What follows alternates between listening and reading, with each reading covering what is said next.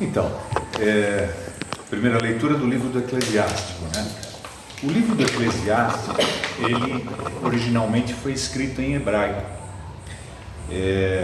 por Ben Sirac. Mas esse livro se perdeu. Ele foi escrito provavelmente no 3º século antes da nossa era. Curiosamente, esse livro foi achado, partes desse livro foram achados já dentro de uma cultura helenística, na Alexandria. E o neto do autor do texto é quem traduziu. Ele encontrou o texto do avô, século e meio antes da nossa era, e ele traduziu isso do hebraico para o grego, né? Sobretudo porque era raríssimo se encontrar esse texto originalmente, né? E essa tradução veio para a gente a partir das 70, né? Aquela tradução que se diz dos 70 sábios da Alexandria. Na realidade eram 72, eram 6 para cada uma das tribos de Jerusalém, né? Então 72 que acabou sendo abreviado para 70, né? A nossa 70, que virou a Septuaginta. E é um texto dentro daquela linha da sabedoria, né? Muito interessante. Ela não faz parte do cânon hebraico, ela só faz parte do nosso cânon grego aqui. Então, e muito interessante essa ideia, né? O Senhor é um juiz que não faz discriminação de pessoas. Ele não é parcial, em prejuízo do pobre, mas escuta assim as súplicas dos oprimidos. Jamais despreza a súplica do órfão, nem da viúva, quando desabafa suas mágoas, né? Reparem o quanto as Escrituras sempre nos chamam a atenção para o carinho e para o cuidado que Deus tem com os mais necessitados e menos favorecidos, né? Se a gente pensar na viúva, né? A viúva não tem ninguém por ela, né? A viúva não tem ninguém por ela, mas a fé daquele que escreveu também é interessante nessa direção para a gente, né? Temos que lembrar que todos os textos que a gente tem diante da gente, na Escritura ou no Segundo Testamento, foram escritos por seres humanos, homens e mulheres que expressam através daquilo que eles escrevem a fé que eles têm, né? E reparem que nesse caso Ben Sirac coloca justamente essa preocupação e a atenção que Deus tem por aqueles que têm maior necessidade. Quem serve a Deus como Ele o quer, será bem acolhido e suas súplicas subirão até as nuvens. A prece do humilde atravessa as nuvens. Enquanto não chegar, não terá repouso. Então descansará, até que o Altíssimo intervenha. Faça justiça aos justos e execute o julgamento. Quer dizer, que fé interessante, né, e intensa que esse autor tinha, né? Se a gente pedir com fé, né, aqueles que mais necessitam, aqueles que se sentem sozinhos, aqueles que são desamparados, pode ter certeza que Deus vai responder, né? Um desafio também para a nossa fé, né? A nossa experiência de vida e a experiência de vida do autor fez ele escrever esse texto, né? E sempre interessante a gente, quando a liturgia, quando a igreja coloca as sugestões dos textos, a gente trazer para a nossa vida, né? Como é a minha experiência de fé com Deus, né? A minha experiência de vida traduz o meu comportamento na direção daquilo que eu acredito, né? São essas coisas que o Eclesiástico também coloca. Salmo maravilhoso, né? O pobre clama a Deus e Ele escuta. O Senhor liberta a vida dos seus servos. E servo, a gente já comentou uma vez aqui, né? Quando a gente serve ao faraó, ao império, nós somos escravos. Mas quando a gente serve a Deus, a gente é livre. né? Porque a gente serve a um Deus que corresponde à nossa fé, né? Então, liberta a vida dos seus servos, né? Por isso que a gente é livre. Clamam os justos e o Senhor bondoso escuta, de todas as angústias o liberta, né? Do coração atribulado, Ele está perto e conforta os do espírito abatido. Mas o Senhor liberta a vida dos seus servos, e castigado não será quem nele espera. Os salmos falam muito isso, né? Espera no Senhor, ser firme, fortalece o teu coração e espera no Senhor. Fala o Salmo 32, né? Segunda leitura, São Paulo a Timóteo. Lembro aquela observação gostosa que o Padre Gabriel nos fez recentemente, né? Paulo, quando escreve a segunda carta a Timóteo, que é considerada uma das cartas pastorais, né? Aliás, é a última carta de São Paulo, foi a última carta que ele escreveu. Ele estava na prisão, né? Ele estava na prisão, e tinham chegado algumas informações para Paulo que Timóteo, que ele havia catequizado, que ele havia formado, né? Estava perdendo a fé, o comportamento de Timóteo não era mais firme. Então ele escreve para fortalecer a fé de Timóteo e dá o testemunho da própria fé, né? Caríssimo, quanto a mim, eu já estou para ser oferecido em sacrifício. Aproxima-se o momento da minha partida, né? Ele na prisão escrevendo isso, há exegetas e teólogos que falam que ele está fazendo uma referência à libertação que ele terá em breve da prisão, e outros já estão fazendo referência à morte dele, né, que se aproxima. Mas olha que interessante, porque ele associa, né, ao esportista, né? Combati o bom combate, completei a corrida, né? Guardei a fé. Agora está reservada para mim a coroa da justiça, que o Senhor, justo juiz, me dará naquele dia. Então, coroa da justiça, né? Vocês lembram quando os esportistas terminavam a corrida, recebiam o louro da fama, né? Era uma coroa de louro, e ele está associando essa coroa à coroa da justiça. Lembrem-se que Paulo está escrevendo sem ter conhecido pessoalmente a Jesus Cristo, mas com uma fé firme no Cristo morto e ressuscitado. O encontrão que ele teve no caminho de Damasco, quando ele caiu, o texto não fala que ele caiu do cavalo, muitos de nós falam, ele caiu do cavalo, né? O texto não fala isso, mas ele caiu com o rosto por terra, e ele pergunta, né? Mas quem és tu, Senhor, né? E Jesus responde, eu sou Jesus, aquele que você está perseguindo, né? E esse encontro transformou completamente a fé de Paulo, completamente, né? E aí ele percebe, vocês lembram que lá nos Atos dos Apóstolos, quando Paulo está fazendo a defesa, e aqui ele faz referência a essa defesa, né? Na minha primeira defesa ninguém me assistiu. Olha que ele está puxando a orelha dos notáveis lá, né? dos apóstolos. Ninguém me assistiu, todos me abandonaram. Provavelmente essa defesa ou ele fez no templo de Jerusalém, quando os judeus o afrontavam, né? E era justamente uma questão da pregação que Paulo fazia, de que Jesus era o Messias esperado. Aquele Messias que estava anunciado na Escritura, no Primeiro Testamento, se realiza em Jesus.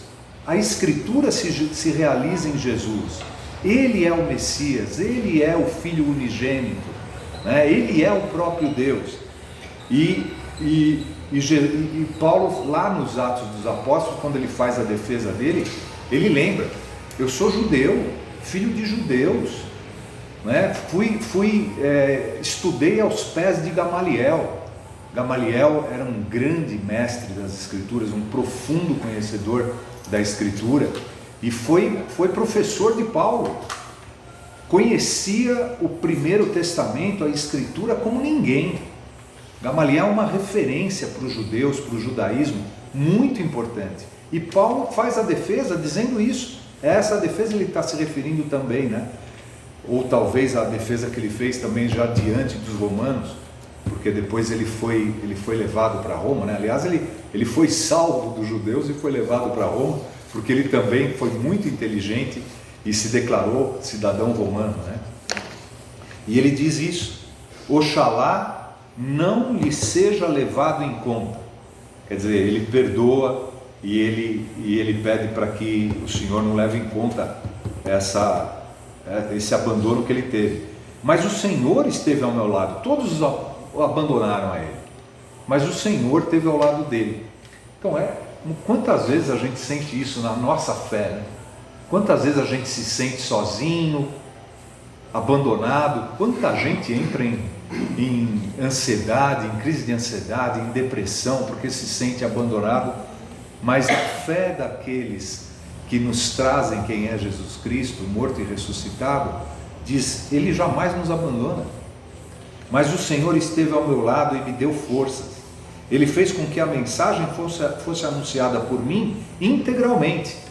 Quer dizer, se eu acredito, se eu tenho essa fé, a consequência é anunciar através da minha vida, do meu comportamento, aquele em quem eu acredito, né? Por que eu acredito? Por que eu me comporto dessa maneira? Né? Porque Paulo acreditava no Cristo morto e ressuscitado. E ouvida por todas as nações, e eu fui libertado da boca do leão, né? Talvez essa boca do leão tenha sido a pressão dos judeus, ou talvez até os próprios romanos, né? Quando ele é liberto da prisão. O Senhor me libertará de todo o mal e me salvará para o seu reino celeste. Quer dizer, ele está olhando além, né? Além daquela questão humana da prisão em que ele se encontrava. A ele a glória pelos séculos dos séculos, amém, né? Tomara que a nossa fé faça a gente também dar glória a Jesus, né? Pelos séculos dos séculos. E o Evangelho de Lucas, né? Essa parábola é extraordinária, né? Se a gente lê como parábola, como está colocado aqui, as parábolas são uma historinha dentro de uma realidade que todos conhecem, né? Então ele associa aquela realidade para que a gente, dentro daquela realidade que a gente conhece, a gente vá além, né? A parábola busca isso. Mas a gente também pode ler como uma alegoria, né? E as alegorias são também bastante interessantes. 2 homens subiram ao templo para rezar. Curioso, porque o templo não era lugar de oração. O templo era lugar de sacrifício, né? Agora, lembrem que Lucas, ou a comunidade de Lucas, ou o autor desse texto, né? Que para nós chega como Lucas, é alguém que está escrevendo, talvez depois até da destruição do templo, provavelmente depois do ano 70, né, quando o templo foi destruído na nossa era, e ele está contando uma parábola, né, para que a gente relacione a historinha a alguma coisa que vai além da historinha. Então, 2 homens subiram ao templo para rezar. Vocês lembram que Jesus, questionado sobre a construção e a destruição do templo, Jesus responde: destruir esse templo e eu o reconstruirei em 3 dias, né? E depois o evangelista diz, ele estava se referindo ao templo do seu corpo, né? Ao templo do seu corpo. E o autor está escrevendo para a gente, diante da fé no Cristo morto e ressuscitado, dizendo subiu ao templo, ele também está querendo nos dar a sugestão de olhar para cima, né, para esse templo que é o templo de Jesus morto e ressuscitado, para rezar. Um era fariseu e o outro cobrador de impostos. Curioso que a gente sempre teve um conceito mais negativo do que positivo dos fariseus, né? O fariseu em hebraico é aquele que é separado, né? Separado, mas o verbo também ele ele é fundamento de explicação, aquele que comunica. O verbo também quer dizer isso. E nós cristãos, aliás, né, devemos muito aos fariseus, muito aos fariseus. Logo depois do exílio da Babilônia, se não fossem os fariseus a manter a fé e a manter a reflexão na sinagoga sobre a Escritura, sobre o Primeiro Testamento, sobre a lei, os profetas, os escritos, os salmos, talvez a gente não tivesse hoje o que nós temos de conhecimento das Sagradas Letras, da Escritura. Mesmo depois da destruição do templo, foram os fariseus que, através da sinagoga, continuaram a reflexão. O templo era lugar de sacrifício, mas a sinagoga era lugar da oração, do coração. E foram os fariseus que seguraram esse rojão. Então nós, cristãos, nós católicos, devemos demais para os fariseus. Cuidado quando a gente tiver uma conotação negativa de fariseu. Eles não são só isso, não. O fariseu de pé, vejam o que ele está querendo dizer, de pé, rezava assim em seu íntimo: ó Deus, eu te agradeço porque eu não sou como os outros homens. Ora, se ele não é como os outros homens, ele não é homem. Ele está se colocando de pé diante de Deus, conversando como eu sou igual a você, Então, a parábola está querendo colocar uma pimentinha no molho aí para a gente também fazer essa reflexão, E aí ele diz que os outros homens são ladrões, desonestos, adúlteros, nem como esse cobrador de impostos. E o cobrador de impostos tinha a conotação de pecador, Eu jejuo 2 vezes por semana, mas ele falava no seu íntimo, hein? Lembrem que ele não está expressando, ele está falando no seu íntimo. Eu jejuo 2 vezes por semana, eu dou o dízimo de toda a minha renda. Ou seja, ele está se vangloriando, Ele está dizendo: eu sou superior aos outros homens, O cobrador de impostos, porém, ficou à distância, não se sentiu digno de se aproximar e nem se atrevia a levantar os olhos para o céu. Obviamente os olhos para Deus, levantar os olhos para Deus, mas batia no peito dizendo: meu Deus, tem piedade de mim, porque eu sou pecador. A gente na missa não bate 3 vezes no peito também, para dizer, porque eu sou pecador. E aí Jesus conclui: eu vos digo, este último voltou para casa justificado, o outro não. Pois quem se eleva será humilhado, e quem se humilha será elevado. Esse quem se humilha tem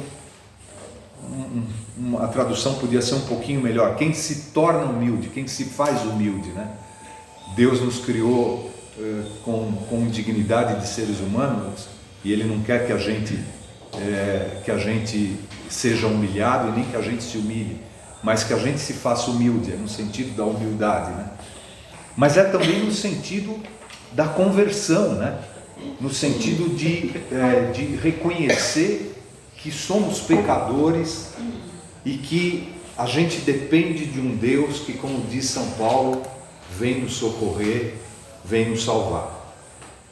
Então, é interessante que quando ele diz os dois subiram ao templo, e o templo tinha uma referência super importante para o povo judeu, para o povo daquela época, na época de Jesus.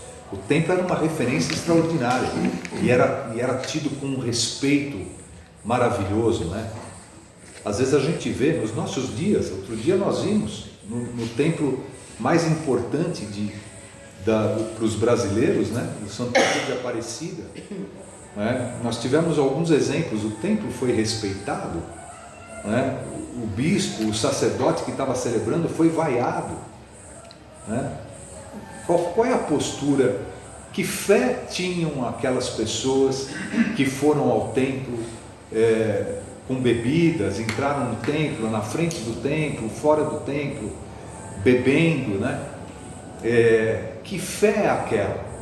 E aí a gente traz para nós, né? Como é que a gente se comporta? A minha fé faz que eu me comporte de que maneira dentro do templo? E esse comportamento, que é a resposta da minha fé, faz com que eu me comporte também fora do templo, como o fariseu ou como o cobrador de impostos, né? Parece que é um desafio que a liturgia está querendo nos lançar, né? Quem sabe a gente pode refletir um pouquinho sobre a nossa experiência. O que a nossa fé, como é que a nossa fé faz que a gente se dirija a Deus no templo e se comporte dentro e fora dele.